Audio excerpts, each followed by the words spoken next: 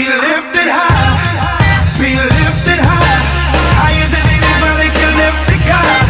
Everlasting Father, of consuming fire, I give you my praise.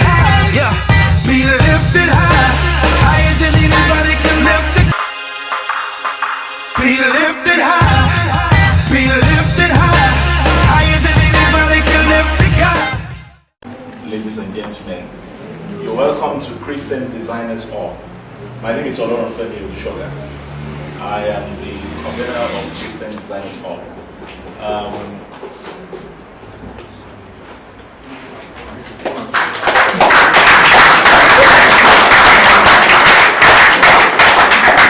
Thank you. I want to especially thank everyone that has showed up here for today's session. I thank you for honoring this invitation. Today we are going to be having something special.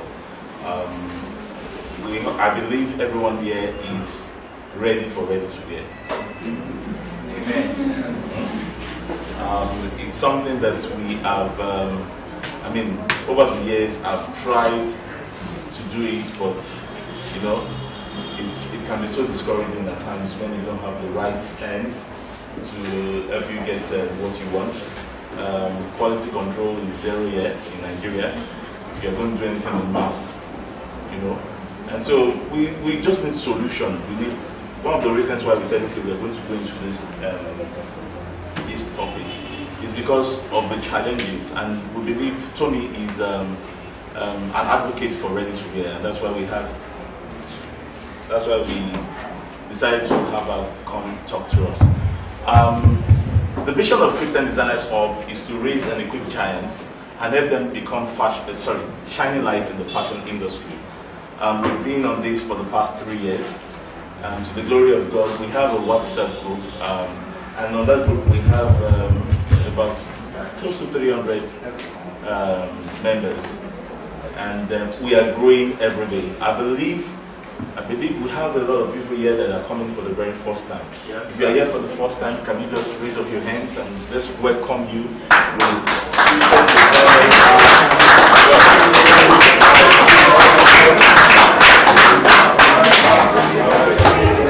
You are very, very welcome to Christian Designers Hub. You are very, very welcome to Christian Designers Hub. We don't want to take too much time. Tommy will be here shortly.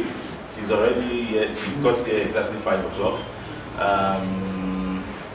I think we need to start now. I am meeting her for the very first time. Yes. Tommy. I met her for the very first time. I've been in the industry for the past 19 years, and no, yeah, I'm not well known. So,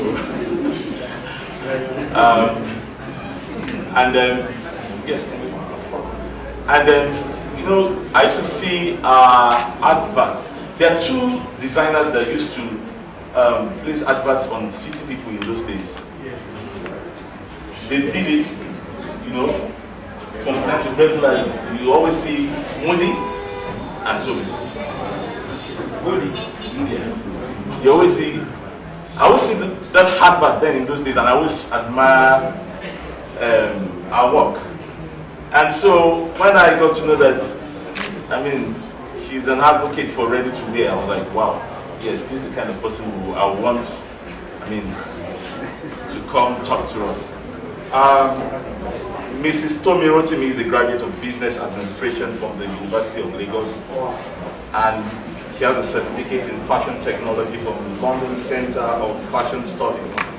After a brief stint in banking, Tomi resigned to pursue a career in fashion in 2002, and for the past 16 years has grown the Exclamation brand into a premium ready-to-wear brand and a household name in Nigerian fashion. In 2011, Tomi won the prestigious British Council MTN Fashion Entrepreneur of the Year award and was featured in 2018 Wimby's Women Who Inspire book. A public speaker and passionate entrepreneur. Tomi is a mentor to many in the creative industry, and she's an authority in the fashion industry. Today we have with us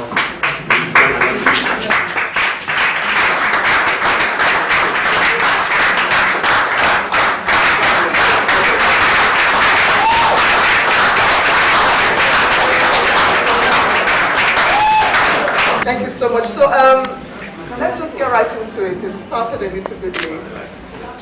We are all here to learn a little bit more about ready-to-wear. So I assume we are all in the fashion industry. And some of us, I'm sure, are startups, and some of us have been at it for a while. Who here is a startup? Anybody just starting up? Okay, and who here has been at it for over 5 years? Yeah, can you clap for those people over 5 years? Can you just clap? Because it's not easy, right? It's not easy. Anyway, so I'm going to go right into it. I'm supposed to talk about ready-to-wear and how to start and sustain a ready-to-wear brand. And as I'm sure you can imagine, it's not something we can cover in an hour or two. So what I've decided to do is to take you through a couple of questions I believe you need to ask before you start your ready-to-wear brand. So I've written them here, so if you don't mind, I'll be referencing this list. The very first thing you need to do before you start your ready-to-wear brand is decide who your target market is, who your ideal customer is. You need to do this irrespective of what business you are going into, but more importantly, if you are going into ready-to-wear.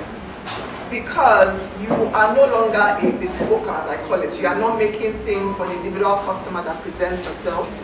You are now making things free, almost like you are trying to predetermine what this person wants. So you're going to invest a lot in inventory, and you're also going to try and understand your customer's behavior. So it's very important that you first of all identify who your ideal customer is. You want to understand what age group she's in, because there are some things that are peculiar to a particular age group. I'll give an example. If your target audience, for instance, is in her 50s, you know that she has children possibly in school, she's probably planning for retirement, she's probably even menopausal. All these things will affect what kind of clothes she wears, right?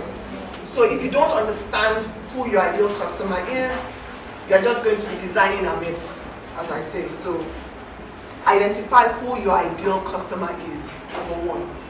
Then to also understand that every single thing you do with ready-to-wear comes down to this, who this person is. You are serving her. For those of us who are just starting off, some people have left paid employment to start this business. Anybody who has done that crazy thing, actually left a well-paying job to become a tailor. Who is like that here? Okay, you can raise my hand. I left banking. But anyway, you have exchanged one boss for many. So for those of you thinking, I don't work for anybody, I'm now my own boss, that's the biggest lie in entrepreneurship. And it's even worse when you're in fashion. So you have just successfully exchanged one boss for many bosses. So you need to just take your time and do that exercise in identifying who your ideal customer is. Then you want to pick a killer brand name. Assuming everybody here already has a brand name. But your name has to be a name that your ideal customer can identify with. For instance, I'm back to this woman who is in her 50s. If you pick a brand name called Skittles, but and someone asks you that, why do you pick Skittles? They say, oh, one day I was dreaming, and then I saw Skittles, and then somebody said to me, oh, Skittles, I said, no, forget all that. You need to pick a name that your ideal customer can identify with. So when she hears that name, she can immediately connect. Sometimes it takes time to do this, but at least give yourself a fighting chance for the beginning. Some people pick names that are confusing. You don't want to pick a name in fashion that sounds like it's a beverage. You know what I mean? Because we are so sentimental, aren't we, as creatives? So you pick a name called Squash. Or, I don't know. You know what I mean? You just pick some weird name, and then people to ask you questions. Are you a drag cleaning outfit? Or, these are things we've all gone through. Are you a drag cleaning outfit? Or, is it children wear to do? No need for confusion. Go and pick a name that, it's quite clear what you do. So do that. Then you need to decide that when it starts getting a bit interesting here. If you are going to be ready to wear, you know you need to sustain your collection. How many people are still bespoking here? Everybody is bespoking. Please don't stop bespoking. Bespoking pays money a day. But if you want to be ready to wear, you know you have to sustain your collection with fabrics, isn't it? Fabrics, trimmings, all those things. You can't start a collection, invest photography, invest Facebook ads, invest all of this, then somebody calls you and says, I really like that jacket, and you say, it has finished. That thing really, I cringe. Sold out. We should not be using that word sold out. We have not gotten there. People who use sold out abroad, they sold like 500,000 pieces. That's what we should be saying, it's finished. You know, so what, the reason why it sold out was because you didn't do your homework. You went to the market, you saw this really lovely fabric, you fell in love with it, you made this one dress. You know, you took a really lovely photo. Oh yeah, I like I said, the sample material. And then, these are the issues we go through, isn't it? So you made this one lovely dress. You posted it on Instagram, had your friend wear it, celebrity even wore it. And of course, as expected, you know, people start making inquiries, and the first thing you're saying is, it's sold out, but they have another time. You want me to show you? You're not serious. You know, that's what it says to your customer. It says to your customer, you're not serious, you're not ready for business. So you have to first of all determine, where am I going to source my fabrics from? That's a serious question, particularly for us in this industry. Your contemporaries abroad may not have this problem because they have, you know, a lot of supply. But we have this challenge. But if you can be prepared and say, you know what, my plan for this particular dress is to sell 30 pieces. That's what I want to do. At the best case scenario, I want to sell 30 pieces. And if I want to sell 30 pieces, I need to at least have 50. You know, at least minimum, I must have 50 pieces. You know, you need to have sizes and all of that. So if that's the case, I am speaking to Emeka. I tell you, Emeka, do you have 200 yards of this fabric?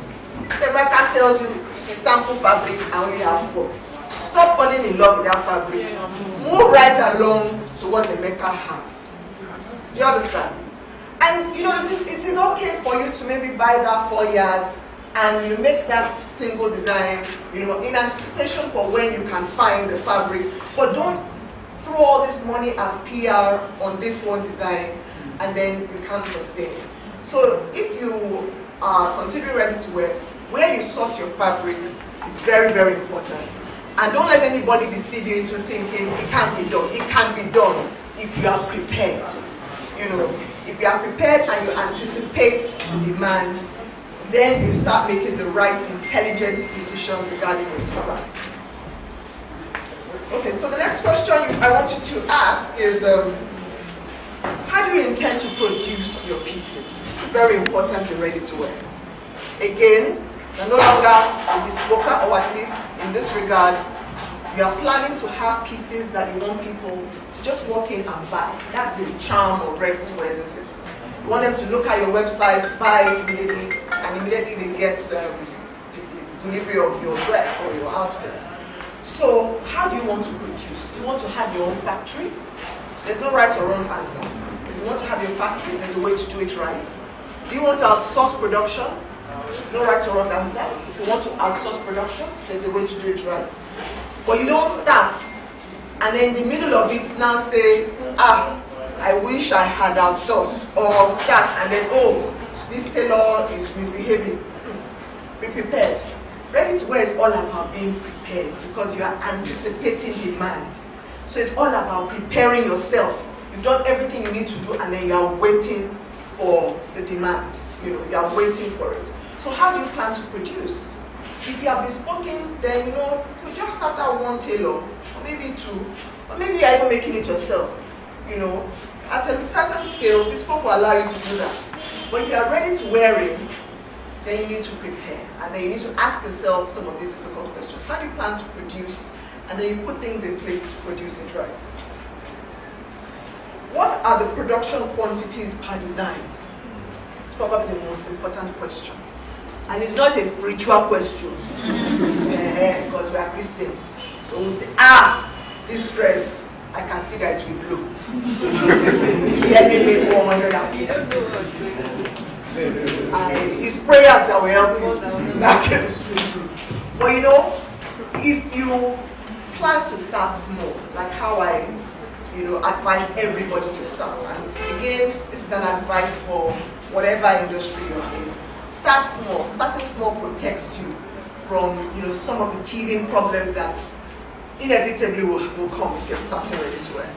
So, do you want to start making these pieces? Maybe you've decided, okay, your ideal customer is between a size 12 and 18. Within this demographic, I'm going to invest a little bit more in size 14. These are scientific questions and answers, not ritual. So you make the sizes. You could start with making maybe 12 pieces, and let that be your sample set. You market the 12 pieces first, see what bites, and then you make an informed decision on the next set of pieces you produce. And of course, if you're going to make that decision, it's also going to inform how you're going to produce. So if you are looking for someone to outsource production to, for instance, and she says to you, well, the minimum order you can make with me is 100 pieces, and you know you want to start with 20, already that tells you it's not a good fit for you, right? So you're not going to start begging her, please, can you just please make 20? No need, move to somebody else who is ready to make 20 for you, so you can have a sustainable relationship with them. These solutions exist now. That's the good news. It's not as if it can't be done. It can be done, but you need to know what you are doing. You can't pretend that things are difficult, so I'm just going to try my luck. No, you can anticipate the demand. You can anticipate your production levels, and find solutions that fit into all these things. So what's the minimum order quantity you want to do, or what's the minimum quantity you want to do per design? No right or wrong answer. How do you want to finance this thing? Because ready-to-wear involves investing money. Again, with bespoke, the beauty of bespoke is Madam Ego comes to you with her fabric. You go to the market, you buy the trimmings, she pays you money, give her address, you move on. Ready-to-wear, Madam Ego is coming expecting to see what she's going to buy. So that means you have already invested in inventory, isn't it? So how do you plan to finance this? Do you want to borrow money? Or do you want to grow it organically, grow it small? Start with a collection of 2 pieces, finance the next order with that collection, and start increasing incrementally like that. No right or wrong answer. Just be sincere and truthful. How do I plan to finance it? It needs to be financed, is my point. It needs to be financed, and you need to ask those questions. How do I plan to finance it? Sorry. What skills or gifts do you bring to the table? That is a very important question. You don't need to be a fashion designer to be a fashion entrepreneur. How many people know this? You don't need to be a fashion designer to be a fashion entrepreneur.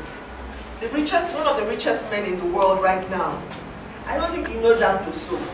I'm not sure he knows how to sew. But the point is to understand what you bring to the table. If your own strength is in design and somebody else makes the clothes for you, that doesn't make you any less a designer. Some people feel like if I'm not the one sewing it, I'm not a legitimate designer. The world has passed that since. What's important is that you are investing the very best at every stage. So if you are definitely not great at sewing and you can outsource sewing to somebody else, awesome. The customer is not going to ask you who sewed this dress. If you are great at photography and somebody else is actually designing, but you can take killer photos, that is actually a skill that your business needs. If you are good at styling, Somebody else is taking photos, somebody else is sewing, somebody else is designing. Fantastic!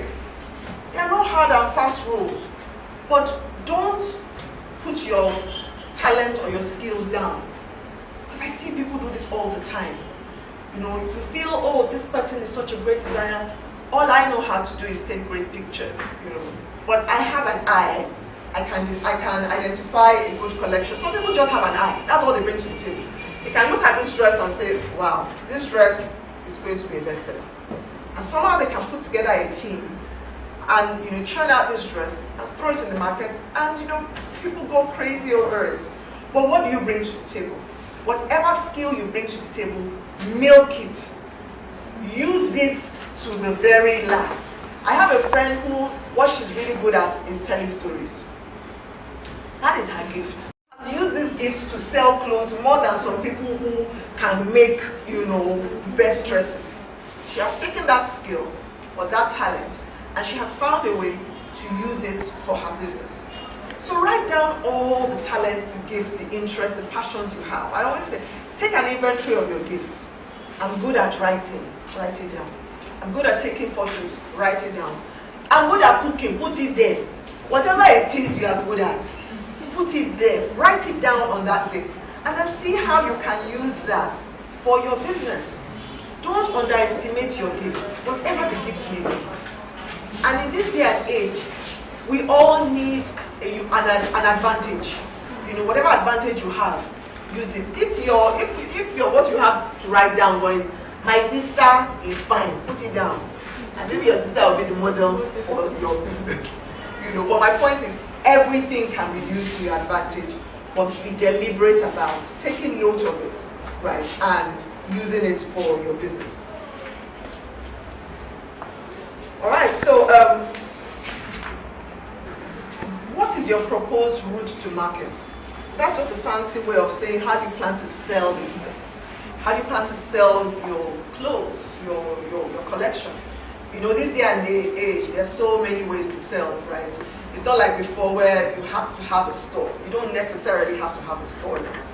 If you decide you want to sell through brick and mortar, you want to give your customers a physical experience, nothing wrong with that. Please go ahead and do that. But you have to know that there are things that come along with that decision. If you want to sell strictly through Instagram or social media, you have to have images constantly. You have to have a team that is helping you run that platform. If you want to sell it through your website, you have to have the right infrastructure for your website as well. But make that decision. Don't start and then today I'm going to sell it. No, it's not working. Then I said, no, it's not working. They are running up and down. Every single platform needs time. There's no shortcut. People are always looking for the shortcut. That one doesn't exist. I can tell you now. If anybody's looking for shortcuts, then you need to just start leaving this for now, because that one doesn't exist.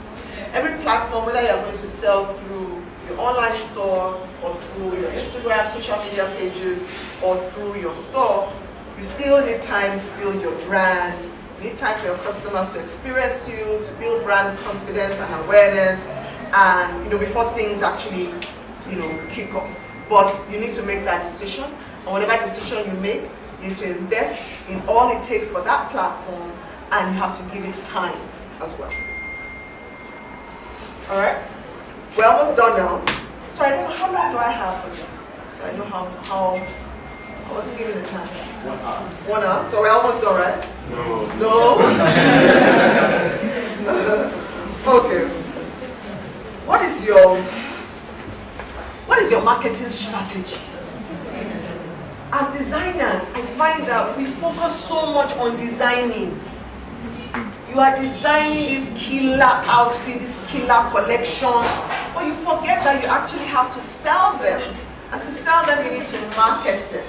Marketing is simply just telling the world we exist, right? Just telling people this thing exists. How do you plan to do that? Again, no right or wrong answers, and the more creative you can be with your marketing, the more opportunities you have. So, do you want to sell them in collaboration with another brand?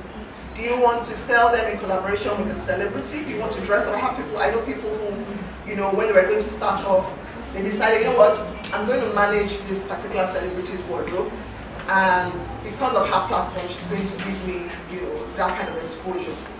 Absolutely nothing wrong with that, right? Some people decide, they're going to they're going to market their things strictly with Facebook ads and Instagram ads. That's all they're going to do. Have money, they're just going to invest in Instagram ads. Nothing wrong with that, but you need to know, you need to plan.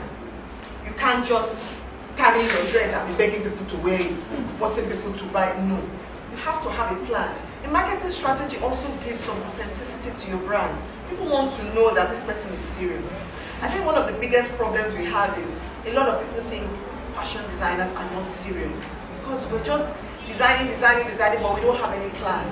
There's no plan. And this day and age, again, because of social media, you just need to be creative. You can be creative about how you market your product. Let me tell you something very interesting. If you are creative with one thing, I promise you, you are creative with many things. It's hard for me to find a person who is creative and she's only good at this one thing.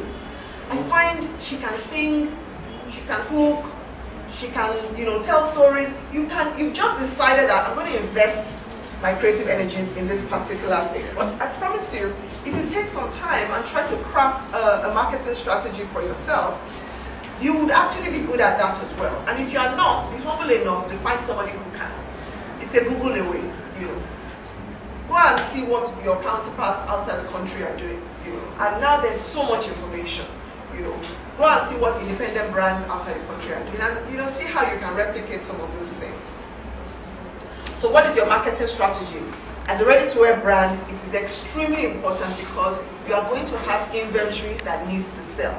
You are not waiting for someone to just come to you and tell you, I have a party, make this dress for me. That's not what ready-to-wear is about. Ready-to-wear means you are constantly putting yourself out there because you have this inventory you are looking at and it's looking back at you and it has to go. The only way it's going to go is if people know about it. The only way people know about it is through marketing, isn't it? So you need to have a marketing strategy. Alright, so where are we now? What is your price point category? Very important question. Are you a mass market brand? Are you a premium brand? Are you a luxury brand? What your price point category is determines everything. It determines the kind of labels you use. It determines even your marketing strategy. It determines how you tell your story. True to it in terms of the number of pieces you are going to make. And you can't say, for instance, that the price point is between 2.5 and 5K. But because of your own personal taste, you are investing in very expensive trimmings. You see that happening as well. All these trimmings take up your cost. And unfortunately, the people you are selling the pieces to don't really appreciate it because you are selling fast fashion, but you are using luxury standards. The way today they still treat it like fast fashion, But if you understand, look, I'm selling this thing between 2,500 and 5K. What is the best I can do within this price range? You do that. Your costs have to reflect as well in that. You have to manage your costs. If I'm going to sell between 2.5 and 5K, I need to make at least 50 pieces of this thing for it to make sense. Because this is my bread and butter. Right? And again, if I'm going to be luxury, I know luxury is not just about selling pretty clothes. It's also about the kind of experience I give my customers. So if I'm doing luxury and the customer says, how am I receiving my pieces? So we'll deliver to you. The person who delivers is some raggedy looking person, sweating, BO all over the face. The bag they are putting it in is rumpled. It doesn't matter that the dress is amazing. Luxury also means that we're delivering a luxurious experience to your customer. But if you did not plan for this and you're just throwing prices around the place, it's not sustainable, right? Used from maybe China and all these other bigger factories. Our factories here still manage, small quantities. So you find a factory here who says, I can make 20 pieces for you, and that's fantastic. You don't really find that in, so these are some of the advantages we have. We all talk about the disadvantages and the problems we have, but this is actually an advantage. It's a good thing for us. The fact that factories here can do small quantities, because their own capacities too are small. So we can all, ride on this wave while it lasts. But there are things you can also do with unsold inventory. You can introduce unsold inventory to new markets. You can do a sell down on unsold inventory. You can make pieces, new pieces that complement your unsold inventory and sell them as a bundle. Like there are different things you can do with it. Point is, don't let unsold inventory scare you. Because I know that's one thing people always say. What if they don't buy? What if they do? What if you sell out? That's also a possibility. Don't be in that state of mind. But this is my personal life philosophy. Don't always just think of the worst case scenario. There's a best case scenario. Best case scenario is you sell out of this thing and people work more and you keep producing. That happens, right? That happens and you can plan for that as well. But if you have unsold inventory, there are things you can do with it. Don't let unsold inventory scare you, but plan for it. Think about it even before you make your pieces. If I make 40 pieces, what if I'm only able to sell 25? What do I do the remaining 15? Plan for it. And if you plan for it, it won't be something that will surprise you when it does happen because you now have a plan for this next phase. Right? How do you manage? Okay. What kind of style are you planning to be known for? This is a branding question. And this is very important. It is important because a lot of us base our designing on social media, on Instagram. You go online and you see what is selling market, and then that's what you make. But everybody is also on Instagram. And the customer is also on Instagram looking for something different. Always room, even in a saturated market, for excellent products, for a unique point of view. A lot of us are afraid of our unique point of view. You are scared of it. You're not sure it will be accepted. What if people don't get it? You see, this is what they are selling. Everybody is selling bubbles. Everybody is buying bubbles. Let me just sell bubbles because I want to sell market. Meanwhile, the bubble wearer is looking for something different, something unique. You have something unique, but you are afraid to show it off because you don't know if it will be accepted. Don't be afraid. The world is waiting for your unique point of view. That is the truth. We are all now international brands. Every single one of us now, we are all international brands because we have access to the international market. It's a click away. How many of you are on Instagram and get a message from someone outside Nigeria making inquiries about your pieces, right? You are an international brand. It's no more than that. What's the difference between an international brand? They are international company.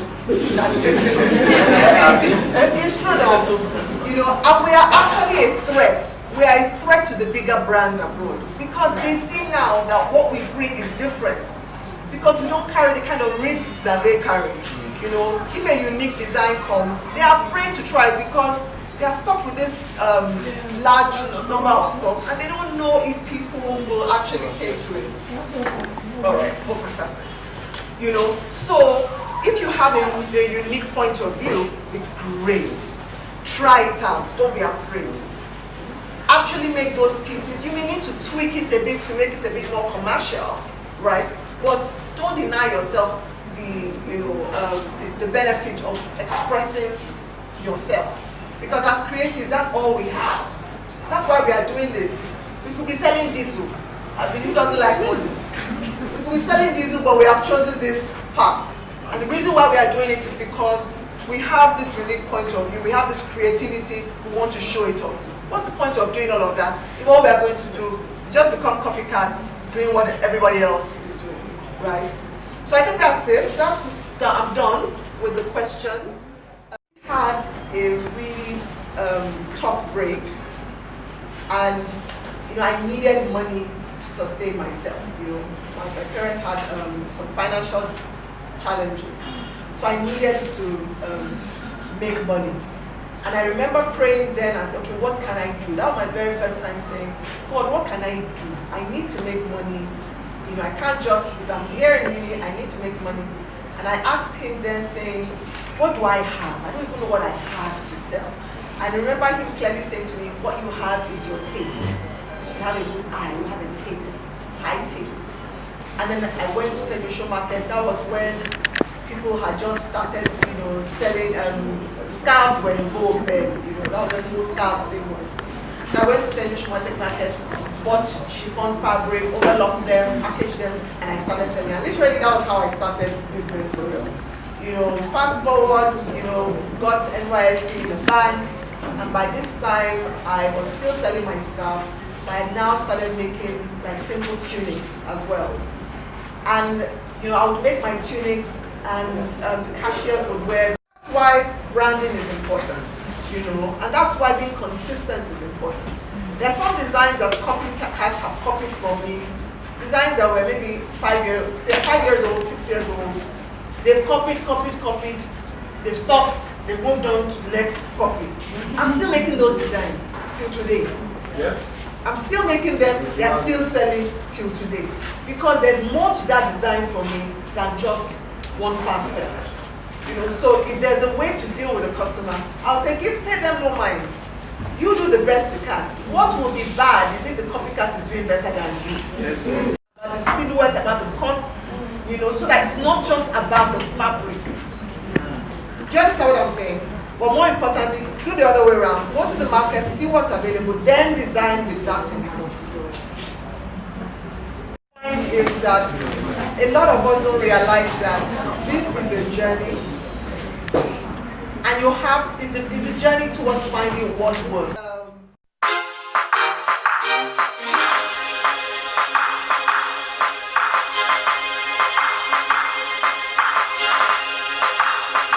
Be lifted high, be lifted high, higher than anybody can lift the God. Everlasting power of consuming fire. I give you my praise. Yeah, be lifted high, higher than anybody can lift the God.